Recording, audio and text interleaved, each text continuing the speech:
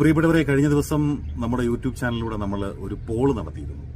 പാലക്കാട് നിയമസഭാ തെരഞ്ഞെടുപ്പിൽ കോൺഗ്രസിന് ഉചിതനായ സ്ഥാനാർത്ഥി, ഏറ്റവും ഉചിതനായ സ്ഥാനാർത്ഥി, അവിടെ വിജയസാധ്യതയുള്ള സ്ഥാനാർത്ഥി ആര് എന്ന ചോദ്യമാണ് ഉയർത്തിയത്. അപ്പോൾ നമ്മൾ 4 ഓപ്ഷനുകൾ കൊടുത്തിരുന്നു. 1 രാഹുൽ മാങ്കൂട്ടത്തിൽ, 2 VT ബൽറാം, 3 കെ മുരളീധരൻ, 4 രമേശ് പിഷാരടി.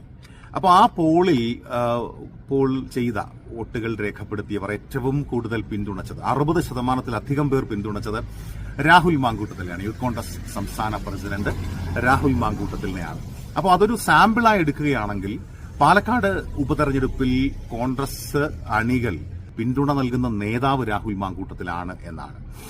നമുക്ക് അറിയാവുന്ന പോലെ രാഹുൽ മാങ്കൂട്ടത്തിൽ ഒരു ചെറുപ്പക്കാരൻ കൂടിയാണല്ലോ. അപ്പോൾ ആ ചെറുപ്പത്തിന്റെ ഒരു ആവേശം, ഇപ്പോൾ വടകരയിൽ ഷാഫി പറമ്പിൽ ഉണ്ടാക്കിയ ആ ഒരു ഓളം, ലോക്സഭാ തെരഞ്ഞെടുപ്പിൽ VK ശ്രീകണ്ഠൻ ഇപ്പോഴും അവശേഷിപ്പിക്കുന്ന ആ ഒരു ഓളം, അത്